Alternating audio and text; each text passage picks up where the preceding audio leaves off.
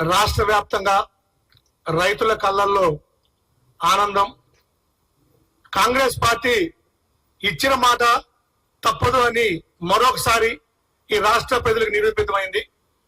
ఈ సంతోషాన్ని వ్యక్తం చేయడానికి కాంగ్రెస్ పార్టీ అధికార ప్రతినిధులు నేను సత్యం శ్రీరంగం, మా మిత్రుడు వచన కుమార్, అదేవిధంగా వెంకటరమణ, అదేవిధంగా డాక్టర్ లింగం యాదవ్, మేరీ రవిచంద్ర, మేము ఐదుగురం కూడా ఈరోజు మా ప్రీతమ ముఖ్యమంత్రి, ఈ రాష్ట్ర కాంగ్రెస్ పార్టీ అధ్యక్షుడు రైతుల ఆనందంలో ఈరోజు రాష్ట్ర వ్యాప్తంగా రైతుల కళ్ళలో చూస్తున్న ఆనందానికి ఆది పురుషులాగా వారి మనసులు గెలుచుకొని తెలంగాణ రైతాంగానికి ఈరోజు జూలై 18వ తారీఖు చారిత్రాత్మకంగా సువర్ణ అధ్యాయంగా సువర్ణ అక్షరాలతో లిఖించబడిన రోజుగా ఈరోజు చరిత్రలో నిలిచిపోతుందని తెలియజేస్తున్నాం.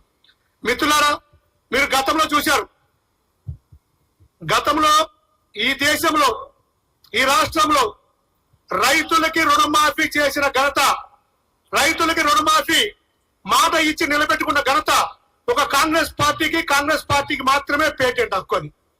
గతంలో కూడా మన ప్రీతమ యూపీఏ చైర్పర్సన్ సోనియా గాంధీ గారి నాయకత్వంలో ప్రధాని మన్మోహన్ గారు, ఆరో రాష్ట్ర ముఖ్యమంత్రి రాజశేఖర రెడ్డి గారు దేశవ్యాప్తంగా 70,000 కోట్ల పైసలకు రుణమాఫీ చేశారు. అదేవిధంగా ఈ రోజు రాష్ట్రంలో ఈ రాష్ట్రం 7 లక్షల కోట్ల రూపాయల అప్పుల్లో దివాలా తీసినప్పుడు ఈ రాష్ట్ర ప్రభుత్వం సారథిగా ముఖ్యమంత్రి గారు బాధ్యతలు తీసుకున్నప్పుడు రేవంత్ రెడ్డి గారు గతంలో ఇచ్చిన 2 లక్షల రూపాయల రుణమాఫీ చేయలేరు, వీళ్ళు ఇచ్చిన 6 గ్యారంటీలు వీళ్ళతో కాదు అని దుర్మార్గమైన బీఆర్ఎస్ ప్రభుత్వం, బీఆర్ఎస్ నాయకులు ప్రజలను తప్పుదో పట్టించి మభ్యపెట్టి మొన్న పార్లమెంట్ ఎన్నికల్లో కూడా అనేక అబాకులు చెవాకులు పేలిన సంగతి మీ అందరికి తెలుసు. స్వయాన ఆర్థిక మంత్రి గత ముఖ్యమంత్రి గారు అల్లుడు 10 సంవత్సరాలు బీఆర్ఎస్ లో కీలక పాత్ర పోయిన హరీష్ రావు గారు ఎన్ని లక్షల కోట్ల అప్పులు చేశారో తెలిసి కాంగ్రెస్ పార్టీ రుణమాఫీ చేయదు, ఇది తప్పుడు వాగ్దానం, అనేక పర్యాయాలు అనేక వేదికల మీద అవాకులు చెవాకులు పెళ్లారు. నేను రాజీనామా చేస్తానని చెప్పారు సిద్దిపేట సీటుకి.